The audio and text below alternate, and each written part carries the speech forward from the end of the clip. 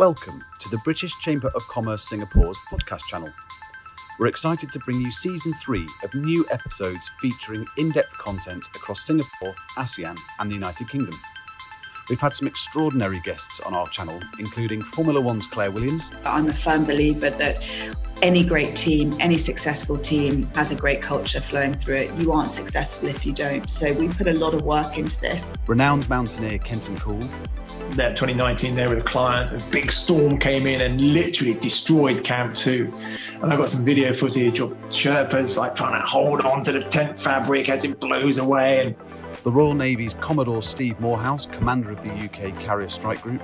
The squadron of F-35 aircraft we have on board is a Royal Air Force squadron, and the personnel there are drawn from both the Navy and the Air Force. So, what better way of showing just the efficiency and the joined-up nature that we now have.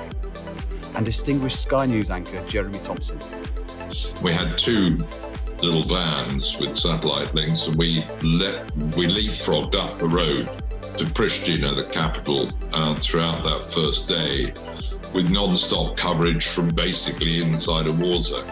We also sit down with the likes of TikTok, Twitch and Twitter and continue to bring you conversations around business and trade, leadership and people, sustainability, sports and arts and much, much more. Thank you, as always, for your support and we hope you enjoy this podcast. Hello, my name is Amara and I'm the Head of Public Affairs, APAC, at the Royal Institution of Chartered Surveyors, or RICS. RICS is a professional body operating in the built environment, and I am thus also a member of the Built Environment Committee at the British Chamber. With 40% of global greenhouse gas emissions being attributed to the built environment, that is the construction, operation and decommissioning of buildings, driving more sustainable solutions for our industry is crucial. Green finance is one of those topics that keeps on coming back, but we are mindful that not everyone has a good understanding of what green finance means, especially for the built environment, and what sort of green finance solutions are out there. I, for one, still have many questions around this topic, so we took the initiative to dedicate a podcast episode to this. I am delighted to be joined today by Max Thomas from HSBC, Yun Mi from OCBC, and Dominic Gregory from Bryan Cave Leighton Paisner, all green finance experts who have kindly agreed to shed some light on this important topic. Max, Yun Mi and Dominic, can I please ask you to briefly introduce yourselves to our listeners? Okay. So hi, I'm Max Thomas. I'm from HSBC, what we call our ESG solutions team.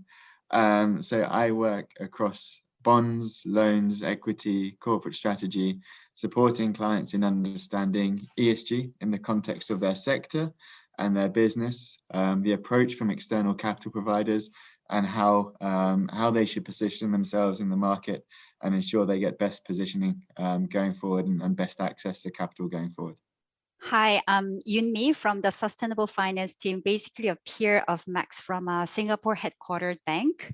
What we do every day is we work with our relationship managers and product teams in embedding sustainability into the banking products and services.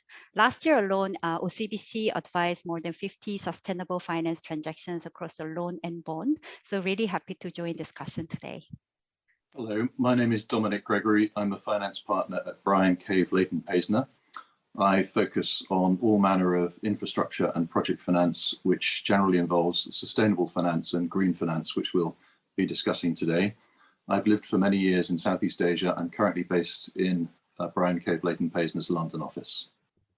Great, thank you. Thank you everyone for being today on this podcast. I appreciate you taking the time. Perhaps let's kick off with the very basic question of what is green finance, and the other term that has been used is sustainable finance. So maybe is it the same thing, as well as what kind of products fall under it and for who is it meant? So maybe Max, you can start by introducing this to us. Yes, thank you very much, Amara, and thank you very much for hosting this session today. Actually, this is a cracking question and one that we kind of often jump beyond as the first step. But if my memory serves me correctly, I think the MAS definition for sustainable finance, green finance, is the incorporation of environmental, social, and governance considerations into financing decisions, and driving long-term sustainable economic growth. And when I think of that definition, one of the takeaways for me, or one of the immediate follow-on questions is, okay, so what is sustainable economic growth? And there I refer to what I refer to as the Brundtland report, whereby the sustainable development is development that meets the needs of the present without compromising the ability of future generations to meet their own needs. So really, how do we develop an equitable world whereby we achieve a positive socioeconomic outcome for ourselves? We have a strong, healthy lifestyle, but it isn't at the detriment of the future generations. So an equitable and positive outcome. So these financing instruments are instruments that should support those outcomes, should support those outcomes for us and our future generations. And there are fundamentally two main categories, two types of products that we really talk to. First is what we call the use of proceeds instruments. This is debt raised to finance projects that deliver improved outcomes, such as green bonds and loans, which are specifically for projects that deliver improved environmental outcomes. Or we have social bonds and loans, which are projects that deliver improved socioeconomic outcomes for specific targeted populations. So that's quite key. The second type of instrument is what's referred to as a sustainability-linked instrument, or sustainability-linked loan or bond.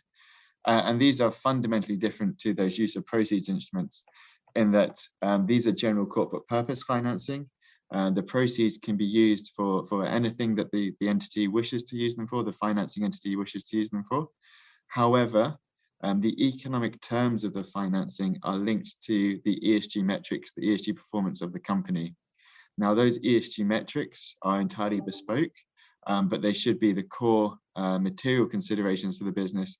They are the ones that are really impactful and meaningful for the financial resilience and the performance of the company, and addressing those in a material way to improve their performance, improve their outcome over the lifetime of the financing.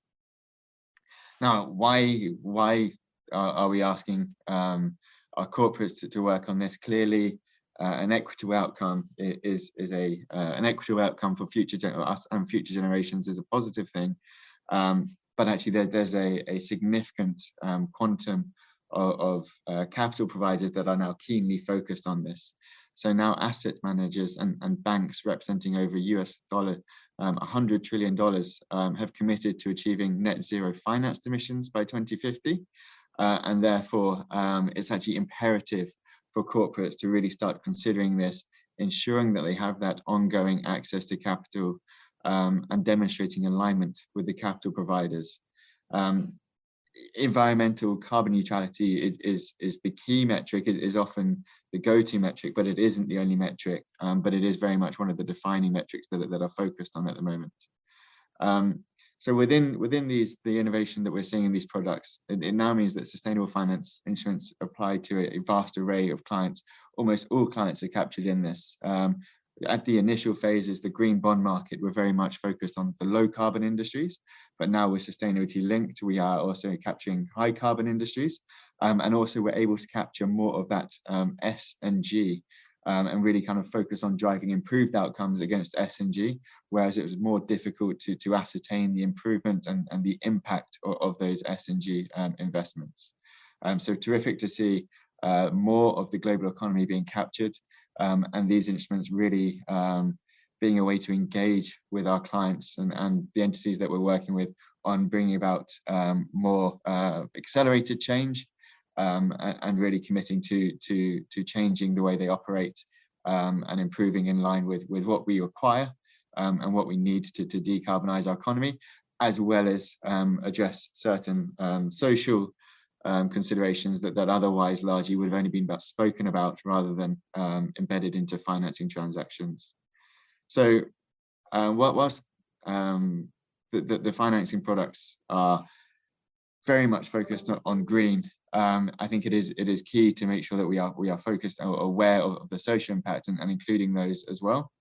And I think the other thing to note is that we are focusing on, or we're considering clients that are, or capital providers that are decarbonizing our balance sheet and seeking to achieve net zero by 2050.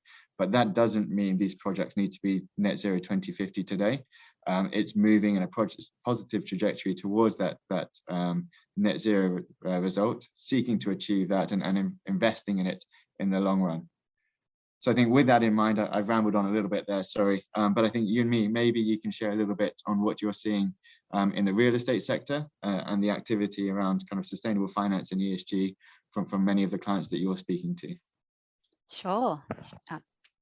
Sure, Max. Thank you for setting the scene for the on the sustainable finance. So just sharing a little bit on the property sector. Recently, there was an article from BT on sustainable finance in property sector, and it said that half of the sustainable finance transactions in Singapore were from property sector.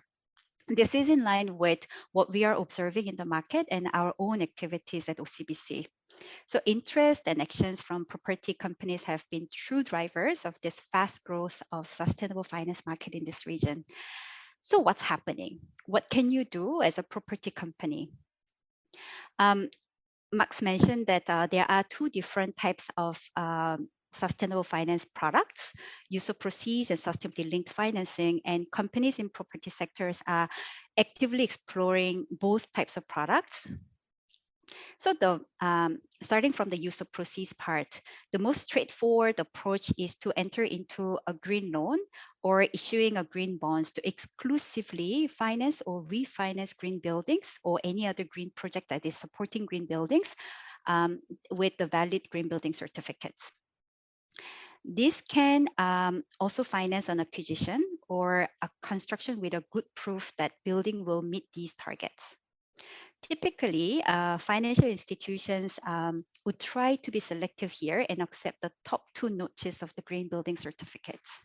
In 2018, if I remember correctly, in 2018, Frasers has done the first green loan financing a green building in Singapore.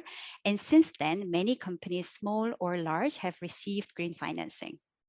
Also, many organizations in different sectors own buildings too. So for example, NUS, which is University in Singapore, issue a first green bonds from the university here to finance green buildings. And we're also working with companies in all different sectors in greening their buildings and offering financing around that. So another approach, which is sustainability linked financing, is actually more popular in this region. This is an interesting product, as Max was mentioning, because we are basically banks or companies are linking their funding price with their sustainability progress. Typically, in building sector, companies are using the third-party ESG ratings, such as GRESB rating, that is assessing the ESG performance of the built environment or portfolio around it, or in-house KPIs. Most popular one, greenhouse gas emissions. But we also see and support KPIs such as energy and water intensity and waste management KPIs as well, really depending on the type of the building.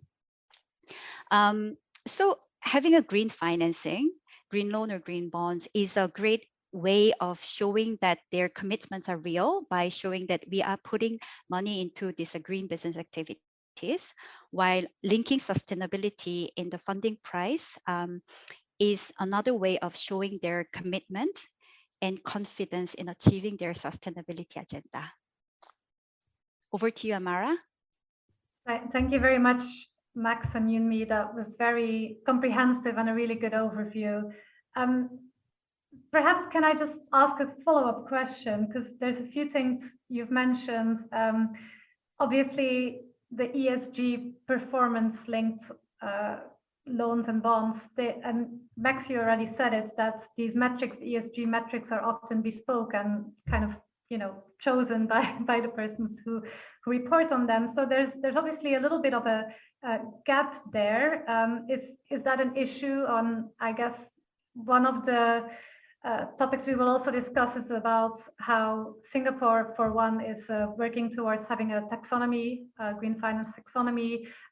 So do you see there's a bit of a gap between providing these solutions and then being actually able to properly report on this within a set framework? So I think there's a couple of elements to that, if I understand correctly. There's kind of the selection and the identification of the KPIs, and then there's also the follow-on reporting, tracking, compliance with the metrics. It's a cracking question, and actually we've been very fortunate that we have the market standard principles created by the various industry associations.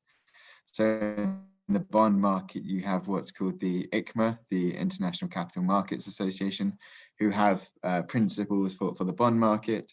And in the loan market, you have the various international bodies, the LMA, APLMA, LSTA, who've created their own set of principles for the loan type products.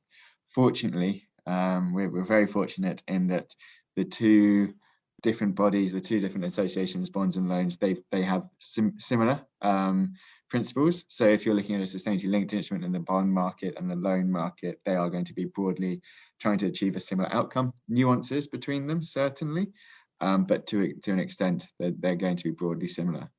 And why I'm mentioning that is actually a core component of that. The last two are around the reporting. How often does reporting have to happen? It has to be annual. It doesn't have to be public, dependent upon the form of execution, but you have to report annually. And actually, you need to have external validation on that performance. So you can't just kind of say, we have done that, please trust us. Of course, you would like to trust the company you're working with, but there is a requirement whereby there does require independent validation, independent verification of that performance. So that's very much core to these instruments. Without that, unfortunately, it's not aligned with the principles, and thus you can't market that deal as such. And then I think you and me, I'm sure we'll have some views on this as well, but let me share my 2 cents in it, and then you can jump in. On the selection of the KPIs, I think if we look at the principles, they absolutely kind of core to all the principles are that they have to incentivize improved performance over the life of the transaction, and therefore it's quite clear that it needs to support a better outcome over the life of the transaction. But then it is up to the discretion of the banks to determine how much better that needs to be. Clearly, we have the different banks, different entities have made different commitments around sustainability, what we want to achieve. Certain banks have signed up to this Net Zero Banking Alliance that I mentioned earlier. So we know what we're trying to achieve broadly, but we need to ascertain independently whether we think the targets are ambitious enough, and whether we're willing to support them. And if they're not ambitious enough, we also need to work constructively with our clients to help them improve those targets. So actually, it's been an essential tool in deepening our understanding of our clients' transition plans, what they can achieve, what they can't achieve, where they need support, where there are already technologies and opportunities that they can utilize, and where there's a lot more concern or new technology required to actually achieve the efforts they want to achieve. So it's actually a very good dialogue platform and a way to engage with entities that we're working with. You and me, please share your thoughts as well.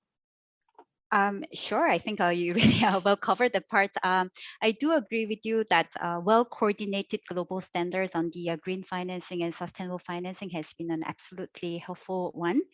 Also, I also I do agree the importance of the external reviewers. So we do have an industry of external reviewers helping us, making sure that the sustainability structuring of the sustainable finance transactions are credible and rigorous.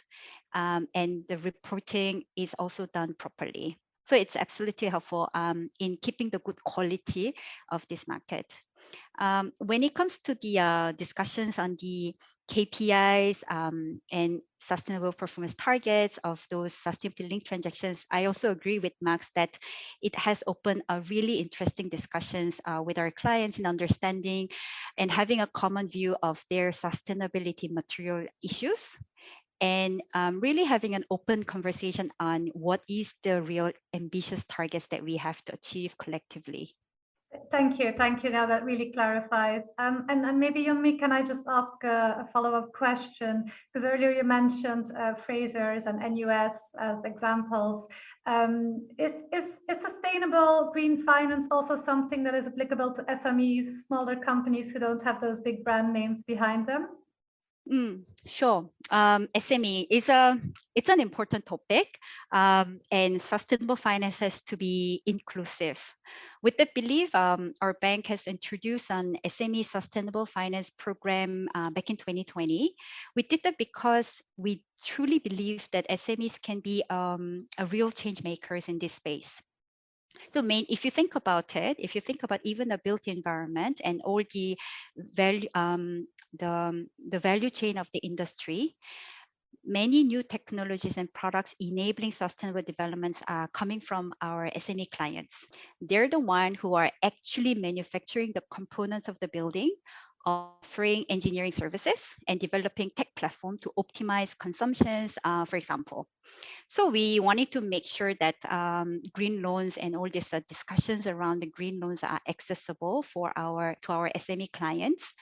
And I'm happy to report that this program has been a good success for us. And I also think that it has helped us expand the scope of our dialogue and engagement with our SME clients. Thank you, Young-Mi. Dominic, I would love to hear your views as well. And I think you've been involved in many transactions as well. Perhaps you can also touch base a bit on why driving sustainability is so important in the real estate sector, and how can sustainable finance help these real estate players to solve some of these environmental challenges? Thank you, Amara. Yes, I'd be delighted to. Just briefly on sustainable finance as a concept, the reason that it's an intriguing question is because there are a number of new entrants in the market. And so once you're in the market, experts like Max and Young-Mi and others will know, by almost like the sense or the smell of what they're doing, that it's sustainable or not, or it fits some of the products. But there are a number of people who are coming in. So the question arises a lot. And I always think about my local town where you can buy sustainable pizzas. The word sustainable is a bit of a tricky one when you put it next to another word. But it usually means financing something which is sustainable as opposed to the finance being sustainable. And it comes back to the question of what is sustainable, what is sustainability? And I tend to think that it's often best answered in the negative. So we can see much easier what is not sustainable as opposed to what is sustainable, because things are changing all the time. So I'd like to suggest that's an interesting way of tackling the issue as to what sustainable finance is. It's almost easier to see the criteria for what is not sustainable. Just briefly, and there are no bright lines in this area, but there's a classic kind of filter system that's normally applied, and from which the various products that Max and Young-Mi so carefully explained to us. And the filter system is a little bit like this, which is there tend to be negative aspects to our lives and industries and businesses where people are not looking to finance at the moment because they may be problematic and seen to be unsustainable. And there are some classic examples, perhaps heavy coal, heavy oil in certain places, unless it's part of a transition finance.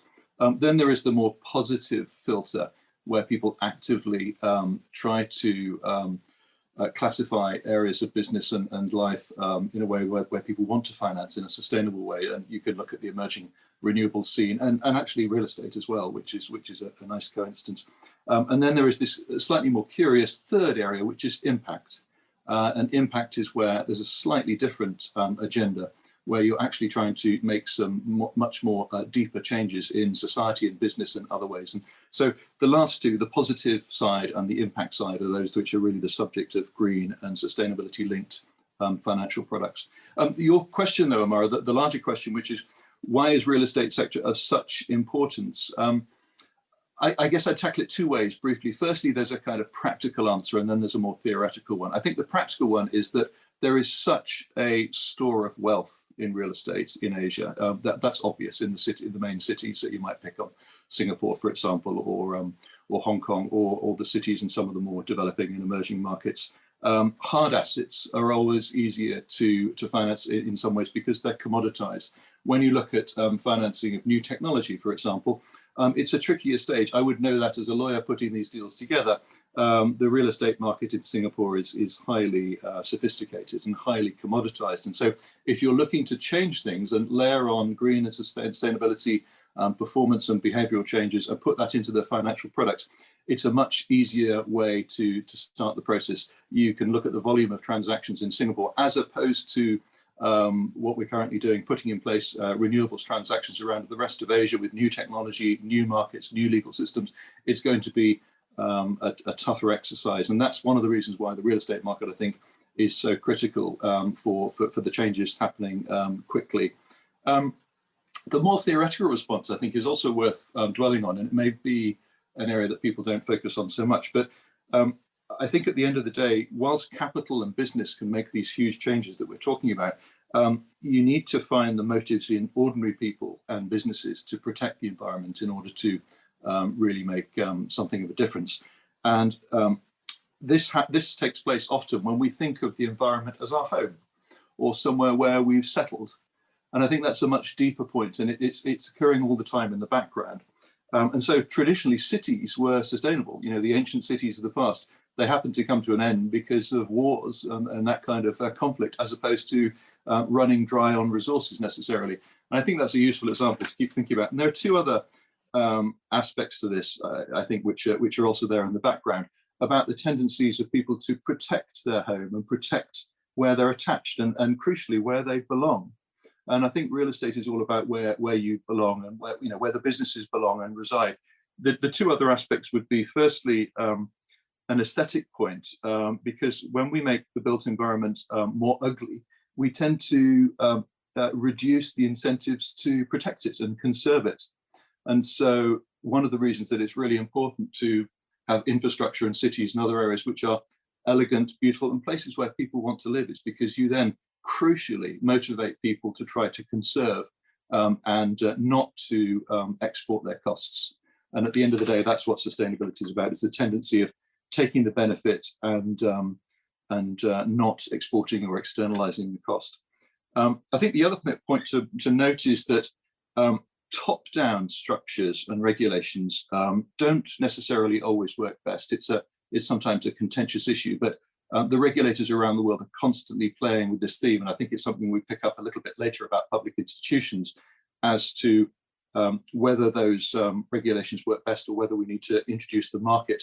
And at the end of the day, the real estate is highly regulated in many ways, and the community of real estate is highly regulated. You only have to look at regulations, insurance, planning, etc. But at the same time, it's also a very private market. It's a market where the government does not necessarily own all the significant players, or at least it doesn't in the markets that we would most commonly look at.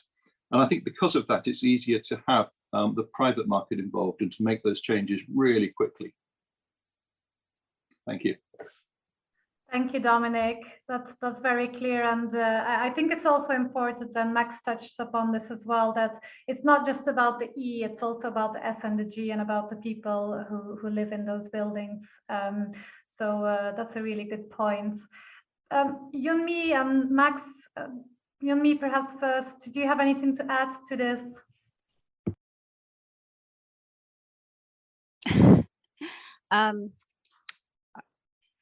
Yeah, ultimately, as Max was saying, we all sectors are trying to decarbonize our business activities. And if you think about the countries like Singapore, with many buildings, roughly 20% of the greenhouse gas emission is coming from this sector. And I believe it was 40% for a city like Hong Kong. So, and with growing population and with more urbanization globally, it's important for us to make the buildings or generally built environment more efficient and cleaner to help us decarbonize our overall society and just making this Earth system more stable and sustainable. So I think that's why it's important to address this sector, and by promoting them more green business activities. Thanks, Yunmi. Max? No. Nothing more really to add of value. The only thing that I think Yunmi and Dominic have been very eloquent on the subject, but when I think about the real estate sector, if we look at the manufacturing sector, if we look at many of the sectors, the asset life is shorter. Real estate, I hope we're building buildings for kind of 40, 50 years rather than 10 years and then tear them down again. These are long-term buildings. They should take us through the 2050 mark, and therefore we need to have it kind of sustainability embedded in them from the get-go, and be making sure that we're building the kind of the best that we can. And so yes, I think it's absolutely key that we pay a lot of attention, and that we have our focused efforts, clearly not in silo, in conjunction with the other sectors and supporting it, but given the longer duration of these assets, I think it's especially pertinent that we build resilient assets.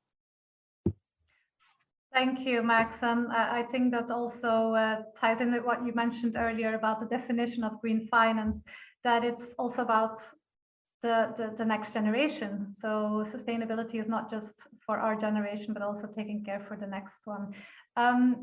Maybe perhaps we can move on, and this is a kind of a more philosophical question, but what role should the public institutions, and then I mean especially the central banks, perhaps even the stock exchanges as well, what role can they play or should they play in this green finance market development? And specifically here in Singapore, MAS is obviously a very, very strong player in this and kind of driving developments for the broader APAC markets. There's a lot happening. So Max, I'm keen to hear your view, what that all means and what developments you see for the market here in Singapore and more broadly for APAC. Yes, thank you very much. And I think that is an interesting angle. So public institutions, I think that there's two roles for them. There's the role for supporting the developments of the sustainable finance market as kind of the regulator and in a governance capacity, but also as a thought leader. So just looking through some issuance volumes, and I think if we go back historically, Asian public institution bodies have represented 25% of the overall sustainable finance market in Asia. So really being at the forefront of issuing those bonds, developing the market, developing capacity, engaging with investors. And this is not a kind of one-way street. There's a lot of work that those institutions, those bodies have to do when executing those deals to support the development of knowledge and also building out standards. So actually just by issuing, they've already done a lot. So that's a fantastic start. And then, as you say, there's the ASEAN taxonomy, there's the GFIT, the Green Finance Industry Task Force, that there's a whole load of bodies that have been developed in parallel, not off the back of, but in parallel with these deals that we've seen executed. So that there's the two roles. So I think the issuance role, setting a standard, being a thought leader, being there publicly stating the ambitions, set an example for kind of the country and the corporates within the company, I think is absolutely essential. But then also I think what we have seen, and I came from DCM in Europe, so debt capital markets, bond issuance in Europe, and I've been overwhelmed by the positive engagement and support from the various market regulators. So in Hong Kong, you've got the HKMA, who have their green finance body. In Singapore, you have very similar from the MAS. You also have this GFIT, the Green Finance Industry Task Force, which is a fantastic body working across multiple different initiatives. And it's not getting people working in silos, it's the opposite. I think if we believe that we single-handedly, HSBC as a bank, we are going to address sustainability by ourselves, and and no other bank is going to be involved. I think we're blinded. We're very short-sighted. This has got to be a consolidated effort across all industries, across working collaboratively, and therefore that's what these industry bodies are doing very, very well. It's fantastic to see these public institutions really bringing thoughts together, getting people trying to change perceptions and get people thinking beyond just business as usual today. How do we develop this further? What is required? And really asking us, how can we support? What's the involvement? So we've seen fantastic investment and effort and time investment and monetary investment from the government regulators and the government bodies that have really supported the development of the market, development of knowledge, supported corporate knowledge growth, financial knowledge growth, meaning that we have the products available to support our clients and the corporates are aware of what is happening and the need to start addressing ESG. So they've been fundamental in the growth of the market and also setting the standard, demonstrating what we would like to achieve and what the ramifications for achieving or not attaining those goals. Thank you, Max. And obviously, yes, HSBC and OCBC are both members of this GFIT, this task force. Yunmi, do you have anything to add? Nothing much actually. But what I can say, okay, I agree with all the points that Max has raised. And really what I can say is the level of awareness and interest and actions in this sustainable finance or generally sustainability has completely changed over the last 2 to 3 years, and it's really thanks to the strong drive from the governments in this region, not only in Singapore but generally in Asia, in setting the right standards, in showing the leadership, both in the thought leadership and also being an active participant in the market by issuing a green bonds or really supporting the green financing or sustainable financing transactions. Thank you for tuning into this episode of the British Chambers podcast. Before you go, don't forget to subscribe, and why not leave us a rating and review on Spotify, Apple, Google, and the other podcast platforms. For more information, please visit our website at www.britcham.org.sg and tune in next time for a brand new episode.